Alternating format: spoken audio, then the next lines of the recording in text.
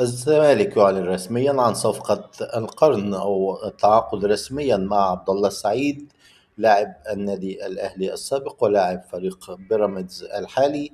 وأعلن نادي الزمالك رسميا عن انتهاء الصفقة والتعاقد معها بشكل رسمي خلال الميركاتو الشتوي، اللي شايفين انه هو ميركاتو قوي جدا لمسؤولي نادي الزمالك والمجلس الإداري الجديد اللي بيسعى فيه لتدعيم صفوف الفريق بقوة. وقال نادي الزمالك في الإعلان أن التعاقد مع عبد الله السعيد جاء لمدة موسم ونصف الموسم، بداية من يناير الجاري وحتى نهاية الموسم المقبل.